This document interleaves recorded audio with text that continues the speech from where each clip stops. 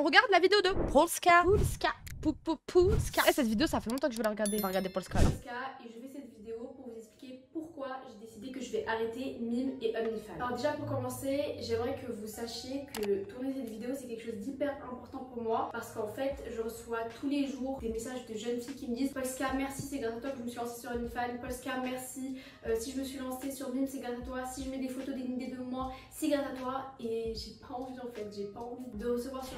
Et là c'est là que je vous dis, je pense que ça aurait été intéressant qu'on prenne un peu plus de temps pour parler de ce sujet, mais je sais que c'est un sujet qui, voilà, c'est bon, il faut qu'on le clôture. Mais c'est ce que je vous disais quand je réagissais à sa première vidéo, parce qu'elle a fait une première vidéo où elle expliquait qu'elle se lançait dans OnlyFans, où elle était totalement décomplexée par rapport à ça et où elle avait pas le recul nécessaire pour comprendre et intégrer qu'elle se lançait dans de la prostitution en ligne en fait. Parce que pour moi, les femmes qui ont des OnlyFans et qui postent des photos à caractère sexuel sont des TDS, sont des travailleuses du sexe. Et pour moi, c'est pas problématique, déjà d'une part, mais je pense que c'est important de pas faire de déni avant de se lancer dans ce genre dans cette aventure en fait, parce que après, quand tu comprends, quand tu intègres le fait que tu es une TDS, que tu as vendu ton corps, ton image, que tu es sexualisé, tu as monétisé en fait ton corps à des fins de satisfaction sexuelle pour les personnes, pour les clients en fait, hein. Tu es une TDS, mais c'est ok en fait, pour moi c'est totalement ok. Mais c'est ce truc, moi, qui m'a toujours dérangé dans son discours, en fait, c'est la seule chose qui m'a dérangé, c'est tu fais un OnlyFans, ok, mais il est important de ne pas faire de déni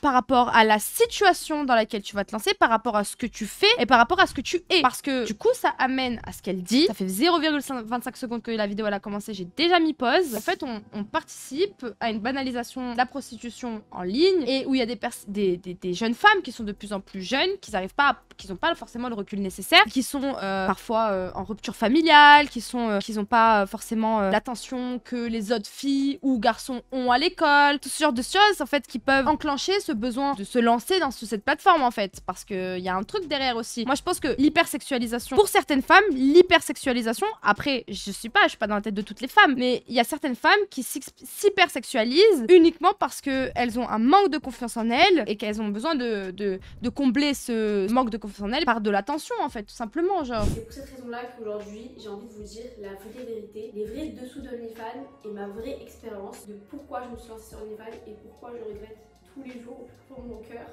de m'être lancée dessus. Et je sens que je vais chialer dans cette vidéo. Et je sais qu'il y a beaucoup de gens parmi vous qui me jugent énormément du fait que j'ai un OnlyFans. Mais je pense que quand on juge une personne, il faut déjà savoir son histoire. Donc là, je vais voir... Je suis d'accord avec elle en fait. En fait, je suis d'accord avec elle parce que la dernière fois, on en parlait. Et là, genre, je sais que je fais que me répéter. Mais genre, c'est trop important que tout le monde sache que tu peux pas comprendre. En fait, il faut se dire qu'une TDS, si elle en est arrivée là, c'est pas forcément la même raison et c'est pas forcément le même parcours qu'une autre TDS en fait. Il y a une pluralité de profils et de parcours au sein des TDS. Déjà, bah pour moi, les actrices X, enfin c'est pas les mêmes TDS que celles qui ont des OF ou que celles qui sont dans la rue en fait. Je sais pas si vous voyez ce que je veux dire, genre, ou que celles qui font du BDSM ou que celles qui font de l'escorting ou que celles qui font... En fait, c'est tellement une pluralité de trucs et les gens, pour eux, dans leur tête, il y a que un type de personne. Il y a que un type de TDS, c'est la prostituée qui fait le tapin dans la rue ou la meuf de Twitter qui aime l'argent facile, genre. Alors pour moi, tout a démarré en 2018. Je me suis lancée sur les réseaux malgré moi. Donc je vous explique ma situation. À l'époque, j'avais un appartement miteux. Donc c'était un appartement, vous savez, dans un immeuble étudiant.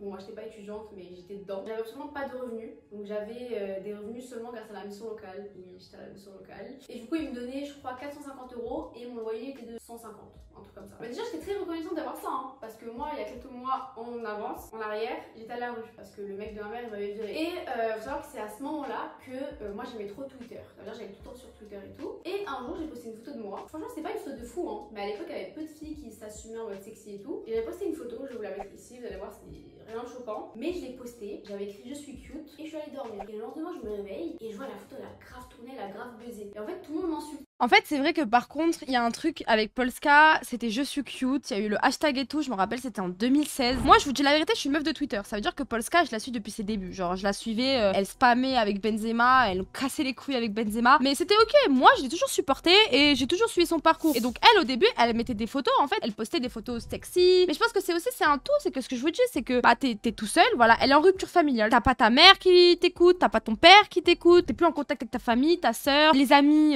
ça commence à se restreint, tu commences à avoir des mauvaises fréquentations. C'est un cercle vicieux. Je dis pas que ça a été son cas, mais genre du coup, bah finalement, t'as personne pour t'écouter, t'as personne pour t'épauler. La famille, c'est quand même le socle, c'est quand même la base de toute notre vie, de tout humain. Moi, avant d'avoir des amis, j'ai eu une famille. Avant d'aller à l'école, de rencontrer mes professeurs, mes camarades de classe, j'avais ma famille. Et le fait déjà d'avoir cette rupture, de se dire, ok, il y a peut-être plus ma mère pour m'écouter, pour regarder ce que je fais, pour contrôler ce que je fais, pour me donner des conseils, etc. Donc il y a ça. Et puis en fait, plus personne t'écoute, bah t'as besoin d'attention en fait, t'as besoin d'attention. Donc je dis pas que c'est le cas pour elle, je dis pas que c'est le cas pour elle, mais je schématise quelque chose, d'accord? Où en fait la femme ou le mec, hein, le mec c'est pareil, hein, il vient poster des photos de lui sexy sur internet et c'est crescendo après, hein, sexy pour avoir de l'attention. Tu goûtes à l'attention, tu vois les gens, les hommes ils te DM ou les femmes te DM. C'est un cercle vicieux qui est très dangereux pour les personnes qui se lancent dedans. Et après tu vois que tu peux monétiser cette attention. Enfin vous voyez ce que je veux dire ou pas? On est tous humains en fait. Personne ici viendra me dire je suis parfait, je n'ai jamais fait d'erreur. On est tous humains. Donc déjà, premier conseil que je vous donne, c'est ne pas critiquer les péchés des autres si vous croyez en Dieu. Et deuxième chose que je vous conseille aussi, c'est est-ce qu'on peut regarder le parcours des gens dans leur individualité pour regarder pourquoi ils sont arrivés là en fait, tout simplement genre. Après, moi j'ai envie de vous dire un truc. Fiona elle a fait une très bonne remarque dans le chat, elle a dit son OnlyFans et son mime sont encore en ligne. Alors, je vais pas faire l'avocat du diable, être là, défendre. Là, en fait, c'est un appel à l'aide. Là, j'arrête OnlyFans. Pour moi, je le prends comment? C'est un appel à l'aide parce que les gens voient l'argent facile chez les TDS, mais être TDS, c'est un métier hyper compliqué. Et même elle le dit, elle dit, les filles ne vous lancez pas, enfin, je sais qu'elle l'avait déjà dit, mais les filles ne vous lancez pas dans ça parce que les filles qui gagnent de l'argent sur les plateformes, ces plateformes-là, c'est les filles qui ont une communauté, qui ont une audience, qui ont de la visibilité, c'est pas des randoms. Donc déjà, elle-même, elle dit, c'est une charge mentale. C'est une charge mentale, vous allez pas forcément gagner de l'argent. Être TDS, les gens le voient comme c'est facile, tu as l'argent, tu mets tes fesses, tu fais la photo dans le miroir et c'est fini. Pour moi, c'est plus complexe que ça. C'est vraiment, il y a des questions de dignité humaine. Les gens te prennent pour leur objet. Alors vous allez me dire, non, mais c'est parce qu'elle se sexualise, c'est elle-même qu'elle s'est pris pour un objet, nanani, nanana. Bon, dans tous les cas, les hommes, dans leur tête, que la femme se sexualise ou non, c'est des objets. Enfin, je dis pas tout pour tous, mais globalement, dans cette société patriarcale, femme est égale à pute. Voilà, c'est ça, c'est simple. Qu'elle est OnlyFans ou pas, c'est déjà le postulat de départ, c'est ça pour notre société. Vous pouvez me dire oui, non, je sais pas quoi. Moi, je pense ça. Je reste convaincue que c'est ça. Donc, qu'une femme s'hypersexualise ou non, les gens ils vont toujours avoir un truc à dire. Donc, en vrai de vrai, il suffit que t'aies mis un décolleté, il suffit que quelqu'un ait eu le malheur de filmer tes fesses quand tu t'es levé en stream pour dire non, mais la meuf, elle joue, franchement, je la vois, elle est là, elle joue, elle veut que des simples, elle veut que des mecs qui regardent ses fesses pour avoir des subs et tout, enfin bref. Genre tout le monde me dit mais t'es pas cute, t'es une je comprenais pas. Et là il y a une mannequin qui en fait a décidé de prendre la défense et qui a lancé un hashtag je suis cute. Et du coup toutes les filles en fait, elles postaient leurs photos sur cet hashtag là, soit des photos d'elles normales, soit des photos d'elles dénudées pour s'assumer et pour me soutenir. En fait chaque homme et chaque humain a son baromètre de la puterie. Et toi tu peux jamais savoir, tu vois. Il suffit que toi t'aies montré tes pieds, tu t'es fait une story Insta et t'as mis une photo en sandales, t'es la reine des putes. Alors qu'il y en a un autre, tu peux avoir un OnlyFans, être une actrice, tatati tata, il va te dire non mais tranquille, tu vois. Donc moi je vois tout ça, je suis choquée. Je vois sur Snapchat, j'ai 10 000 vues d'un coup, alors que moi j'avais 0 vues. Et en fait, c'est bizarre, mais j'aimais cette attention, j'ai aimé ça. Pourtant, c'était pas une bonne attention parce que tout le monde m'insultait. En fait, c'est ce que je disais quoi. Tellement je me sentais délaissée ces derniers temps que cette soudaine attention sur moi, même si elle n'était pas forcément positive, bah j'ai aimé ça. Et au début, moi j'avais pas d'argent avec ça. C'est juste, j'aimais que les gens ils parlaient de moi, ça me faisait du bien. Et en fait, au fil du temps que mes vues elles augmentaient, je commençais à avoir vraiment pas mal de monde sur Snapchat, etc. J'ai commencé à avoir des demandes depuis le temps passé et j'ai rencontré Kinda, donc Kinda Sama qui est devenu mon meilleur ami. Et en fait, lui il était dans une agence. Du coup, il m'a dit, mais pourquoi t'es pas allé dans une agence d'influence comme tous les influenceurs, t'es là, tu prends tes pubs par là, c'est ghetto, genre viens dans mon agence. Du coup, moi j'étais en mode, mais ouais, grave et tout, genre go. Mais je suis pas restée longtemps dans cette agence, je suis restée je crois que 6 mois. Par exemple, il me disait qu'il vendait ma pub 100 €, mais en fait il la vendait beaucoup plus cher et du coup, moi il me sous-payait par rapport à tout ce qui se prenait. Donc déjà, ça m'avait saoulé. Mais le truc qui m'avait vraiment saoulé, c'est qu'en fait, moi je devais faire une pub par jour. Donc eux, ils m'envoyaient le script et moi donc je faisais la pub de ci, de ça sur mes réseaux. Et en fait, je me rendais compte que les retours n'étaient pas forcément positifs. Genre les gens ils me disaient ouais mais Polska j'ai jamais reçu les maillots, ouais mais Polska là le site il n'existe plus. Moi je faisais totalement confiance à l'agence. Moi c'était une agence de qualité parce qu'il y avait pas mal d'influenceurs là-bas. Ouais par contre vous savez que moi je me rappelle à l'ancienne, je m'étais dit quoi? Je m'étais dit franchement elle est trop bête parce qu'elle faisait des placements de produits pour tout et n'importe quoi. Moi je pense que c'est très important en tant que créateur de contenu, mais ça bah, je pense qu'elle, elle a découvert plus tard, mais soit de pas accepter n'importe quelle OP. Genre, je vous montre là les OP qu'on me propose. Les trucs, c'est éteint, je vais pas accepter. Déjà, ça prend du temps, ça prend la tête, nanani, nanana. Et en fait, genre, sur le long terme, déjà, les marques, les vraies marques qui payent bien, elles voudront plus collaborer avec toi parce qu'elles ont vu que t'as fait de la pub pour du miel aphrodisiaque ou du CBD. Ouais, moi, je suis Adidas, je suis Nike, je travaille à Adidas, Nike, Jennifer, n'importe quelle Chine. Je vois que tu passes ta vie à faire des pubs pour des télégrammes de crypto, des agences de voyage qui n'existent pas, pour des sites de dropshipping. Tu fais sauter les amendes. Je me rappelle de ça aussi à l'époque. Les gens, quand ils se lancent dans la création de contenu, comme ils voient qu'ils n'ont pas d'OP, eh ben ils vont accepter tout n'importe quoi. OZK nous avait posé la question par rapport à une OP qu'elle avait reçue. Elle nous disait ouais, est-ce que vous pensez que je la fais et tout. On est parti vérifier. C'est mort. On lui a dit la fais pas. C'est mort. Tu fais pas l'OP. Même si il double le prix qu'il voulait mettre à la base, bah te nique toi parce que tu vas envoyer tes viewers et tout vers des trucs, des contrées lointaines, des contrées qui n'ont peut-être pas de fin, tu vois. Et ça va te suivre à vie. Et puis genre c'est pas éthique. Enfin je veux dire que ce soit par exemple des trucs de crypto-monnaie. Ça c'est vraiment c'est une angoisse. Nabila, il y a eu une jurisprudence très connue où en fait elle a fait la promotion de crypto-monnaie je crois à l'époque. Hein. C'était ça non? Crypto-monnaie en disant vous allez être riche, acheter de la crypto-monnaie, demain vous serez millionnaire, milliardaire, etc. Ceux qui investissent dans la crypto-monnaie eux-mêmes savent que c'est un investissement où tu n'es pas sûr d'avoir des retours. C'est-à-dire que c'est un investissement qui peut et qui est souvent à perte. Déjà si tu prends des péchés parce que tu mens aux gens, tu les emmènes dépenser se faire arnaquer, enfin bref c'est trop. Bah on continue. En fait les gens ils comprenaient pas que moi j'étais entre guillemets pour rien. C'est pas moi qui gérais ça, c'était une agence. Du coup moi je me suis archi énervée sur l'agence. Je me suis dit allez une fois ok, deux fois, trois fois, quatre fois c'est bon, j'ai plus envie de travailler avec eux. Du coup j'ai rompu le contrat. Bah, je suis revenue à ma vie un peu ghetto de aller je fais une petite pub par-ci, je fais une petite pub par-là. Et du coup ça a duré un certain temps jusqu'à ce que et c'est là que tout va dégénérer avec cette personne-là. Un jour, ce mec-là me dit sur Snap, ouais, Polska, envoie-moi une photo de TP et je t'envoie 200 €. Moi, je me suis dit, allez, ta gueule, genre, qu'est-ce que tu racontes et tout. Il me dit, non, non, je t'assure et tout, envoie-moi ton PayPal et tu verras. Donc, moi, je lui envoie mon PayPal, j'envoie une photo de mon pied à l'arrache et je vois, je reçois vraiment un paiement de 200 €. Je me dis, wesh, mais trop bien. Du coup, je l'ajoute et tout. Et il me dit, ouais, si tu veux, on fait ça, tous les mois, je t'envoie un peu d'argent et je t'envoie des photos de tes pieds. Du coup, moi, je l'ai en mode, bah, vas-y et tout, ok, cool. Et en fait, au fil du temps, c'est devenu mon ami. Oui, ce fétichiste de merde est devenu mon ami. Non mais c'est trop dangereux là. Là, ce qu'elle a fait, c'est trop dangereux. En fait, elle connaît pas. Elle sait pas. Mais ces soumis-là, c'est des clients en fait. C'est des clients. Je suis convaincue, je reste intimement convaincue que tout ce qui touche de près ou de loin au BDSM, au truc de monnaie slave, monnaie mixte, ça. Je vais pas dire que c'est la prostitution, mais c'est des TDS quoi. C'est travail du sexe en fait. Parce que la personne derrière, elle va pas regarder la photo, l'accrocher sur son mur en mode tous les soirs elle est heureuse de la regarder. Non, la personne elle va se détruire le sgeg avec quoi. Je veux dire au bout d'un moment. Donc elle est devenue pote avec un détraqué sexuel, un de ses clients quoi. Et en fait c'est là que tu te dis genre vraiment elle était trop naïve parce que elle connaissait pas ce monde. Elle a pas, je pense, vraiment pris conscience de la gravité de ce qui est en train de se passer déjà pour commencer, mais de l'ampleur en fait de ce qu'elle est en train de faire. Hein. Je pense que c'est ça le mot. Y a pas de plus. Hein. On à vraiment être en mode copain quoi. Genre je racontais ma vie, il me racontait sa vie et il m'avait raconté que son père s'occupait de certaines personnes de télé-réalité, qu'il les aidait à gérer leur partenariat, etc. Et du coup je dis ah ouais mais du coup ton père il s'y connaît, toi aussi tu te connais et tout. Il m'avait dit ouais je m'y connais, si tu veux bah je gère tes partenariats au pire. Du coup il a commencé à s'occuper de mes partenariats, on a continué comme ça et un jour il me dit mais Polska en fait tu fais la chouin toute la vie sur les réseaux mais pourquoi tu ne ferais pas d'OnlyFans? Et là je lui dis un OnlyFans moi mais jamais de la vie j'ai trop de dignité pour ça et tout, t'es fou quoi. Et il me dit mais tu veux déjà des photos sur les réseaux sexy gratuitement donc pourquoi pas monétiser ça? Et moi j'étais là je me dis bah je sais pas et tout. Lui m'a dit mais si regarde on pense que t'es une grosse et tout, autant faire vraiment là.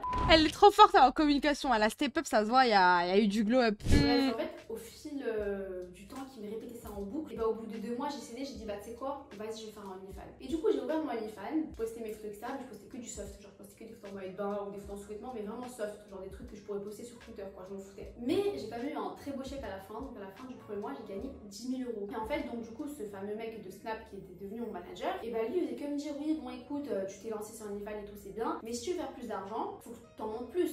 En fait, faut que t'arrêtes de te montrer que en sous-vêtements, en mode bain. Mais pourquoi elle est conne comme ça? Non, parce que t'as déconné. Le mec, c'est un soumis, d'accord? Il est soumis. Il bouffe des pieds toute l'année. Donc tu l'exploites gratuitement. T'as rien compris. Un soumis, on l'exploite. On lui donne pas d'argent. C'est con, enfin, je comprends pas. Et il y a un truc qui t'a manqué dans ton cerveau, là. Parce que t'as déconné, là. Copine, Je parlais plus à mon père depuis des années. Mais si mon père un jour il tombe sur mon OnlyFans, bah, je veux assumer en fait, vous voyez. Et si je commence à mettre des photos à poil et tout, je vais jamais assumer, j'aurais trop honte. Du coup je disais à mon manager, non c'est mort, je mets pas. Mais il insistait beaucoup. Et du coup bah au bout d'un moment j'ai cédé, j'ai dit ouais bah t'as raison en vrai, de toute façon que j'en fous, que j'en bats les couilles et tout. Du coup j'ai commencé à mettre des photos sans soutien-gorge. Et c'est ça, ça a été vraiment une de mes plus grosses erreurs. J'ai commencé à faire ça, j'ai commencé à me lâcher un peu. Moi j'ai jamais fait de trucs de ouf, des sextapes ou je sais pas quoi, mais rien que ça, je le faisais mais j'étais mal à l'aise en fait. Il y a plein de gens qui par exemple qui me décrivaient comme OnlyFaneuse, alors que moi le truc que j'aimais le plus faire sur terre c'est faire des vidéos sur Snap, faire des vidéos pour divertir les gens, c'est ça que j'aimais faire, c'est pas me mettre dans ma chambre et me filmer mon corps. Je détestais faire ça, vraiment pour moi quand je faisais ça je me sentais sale. Je me suis matrixée, du coup j'ai commencé à faire des photos un peu de plus en plus hot. Et un jour en fait, donc moi j'ai une petite sœur, et donc ma petite sœur était au collège et je savais qu'elle se faisait déjà un peu harceler par rapport au fait que ce soit ma sœur. Mais là en fait, un jour ça a été la goutte de trop, elle est venue me voir, et je voyais qu'elle était pas bien et je lui ai dit mais qu'est-ce qui se passe? Et elle m'a dit qu'en fait à l'école ça lui avait montré des photos de moi sans soutif et tout, je mettais sur les réseaux. Et du coup quand elle m'a dit ça, je me suis dit mais quel genre de sœur je suis en fait? Genre qu'est-ce que je leur envoie comme image? Enfin c'est trop triste, mais j'ai remarqué souvent, et puis avec Polska c'est un peu un exemple qui s'illustre parfaitement, c'est que souvent quand la grande sœur est part en couille, on a la sœur, bah la petite, enfin la plus petite sœur qui est finalement le dernier espoir de la mère et qui a beaucoup plus de pression sur les épaules. Par exemple la sœur de Polska,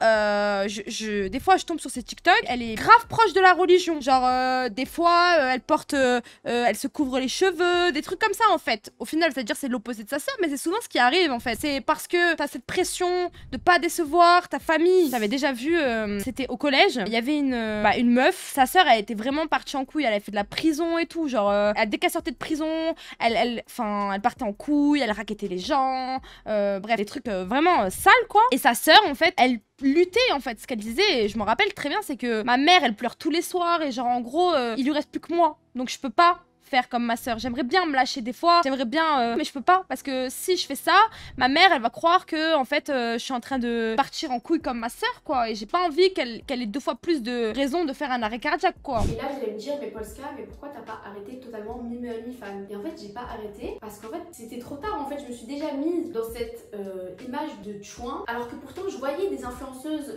à côté de moi qui étaient bien moins connues que moi, qui avaient bien moins de vues que moi, et pourtant elles s'en sortaient super bien avec des partenariats super bien, avec des L'Oréal, des Maybelline et tout. Mais moi j'aurais jamais pu faire ce genre de partenariat parce que j'étais déjà cataloguée en tant que et ces marques là elles auraient jamais voulu de moi. Du coup c'était soit je continue, soit bah je sais pas ce que je fais. Du coup j'ai continué à faire donc OnlyFans et Mime, et je me suis dit allez je me concentre sur le partenariat, je vais essayer d'en faire plus, je vais essayer de redorer mon image et tout. Mais c'est pas facile hein, parce qu'une fois qu'une personne a une image de toi, pour la changer c'est trop dur. Donc du coup moi j'avais arrêté déjà de mettre mes photos sans soutif. En fait ce qui s'est passé c'est que ce manager là, déjà qui m'avait fait pas mal de pressing par rapport au fait que je vous montre tout mon corps etc.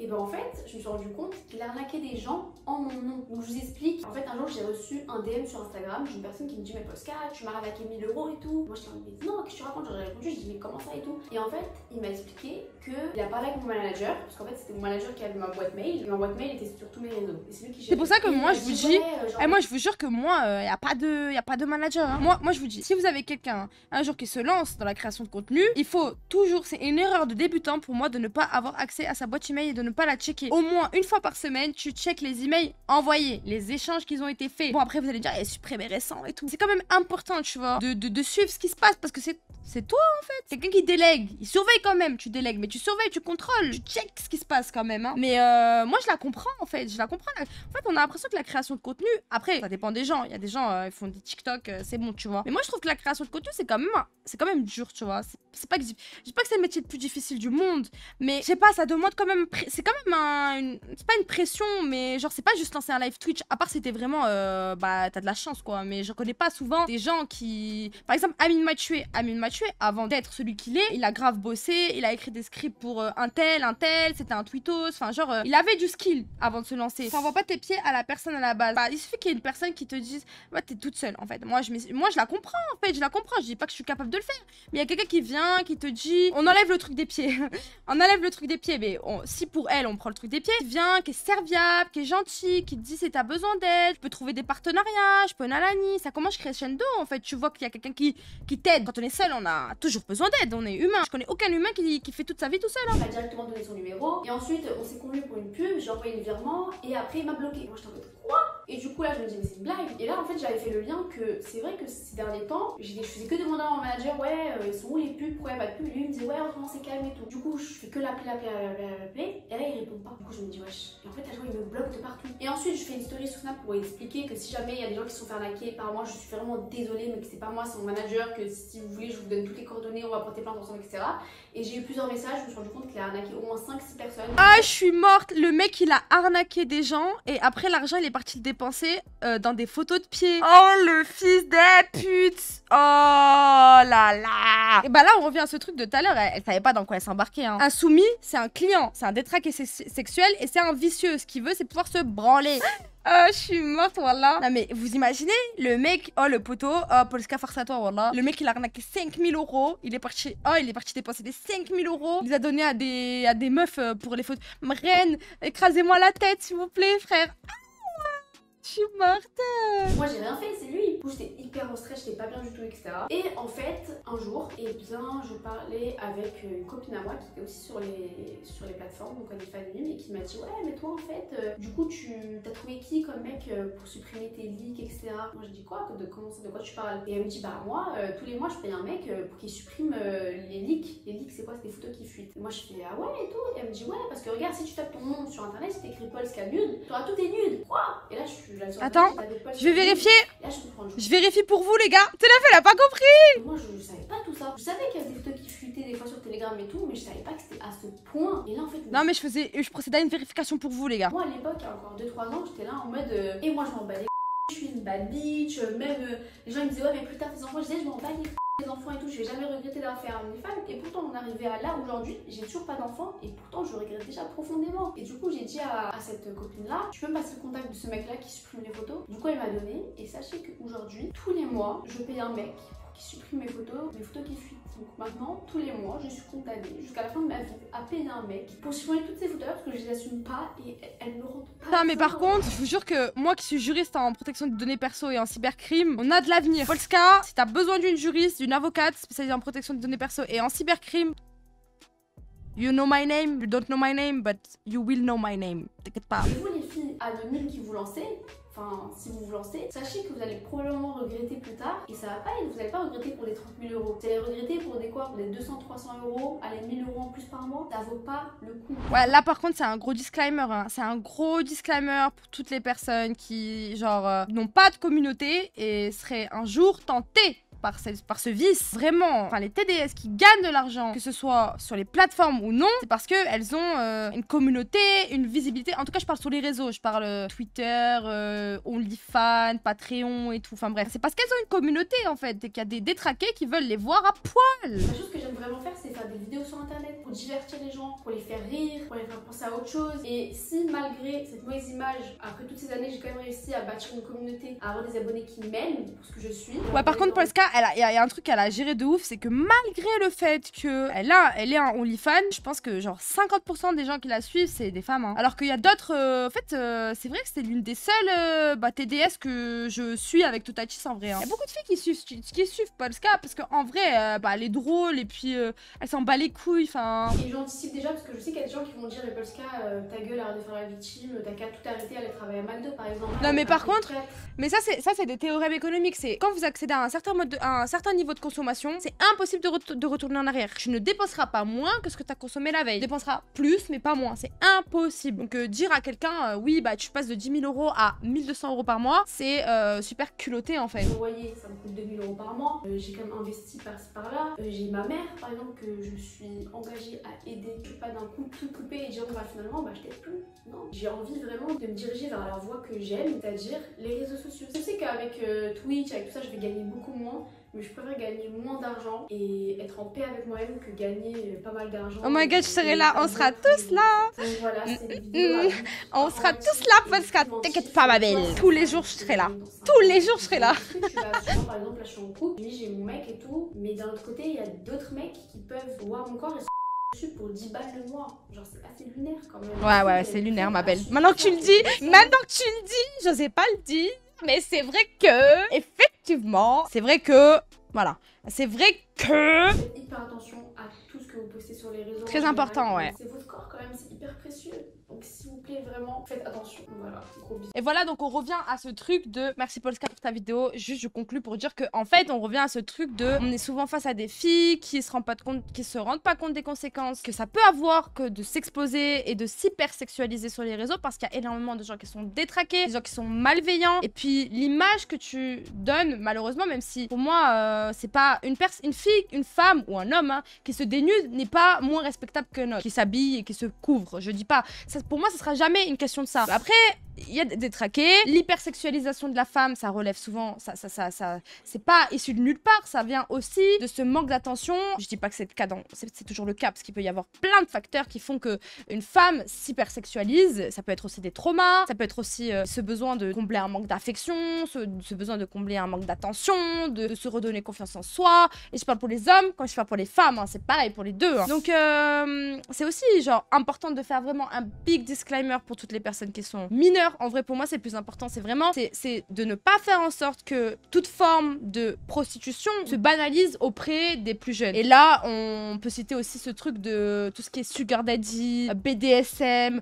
money slave, money miss. Tout ça, c'est de la prostitution en vrai. Donc, c'est important que tout le monde soit au courant. Un money slave, c'est un client. La meuf qui vend ses pieds, c'est une TDS, c'est une travailleuse du sexe. La meuf, elle fournit un service sexuel en fait. C'est pas un service sexuel direct, physique, mais c'est un service sexuel en ligne pour moi. Et moi, je pense que c'est aussi important qu'on en parle. Les personnes les plus jeunes, c'est les personnes les plus vulnérables. Les personnes qui sont issues des quartiers, enfin des milieux les plus populaires, c'est aussi les personnes les plus vulnérables. Parce que tout ça là, Polska, quand elle le dit, elle dit je n'avais pas d'argent, j'étais à la rue, personne pour m'aider. C'est une personne qui est vulnérable. Elle a besoin de s'en sortir, donc vous allez dire mais c'est de l'argent facile et tout. Elle aurait pu travailler à McDo, elle aurait pu truc.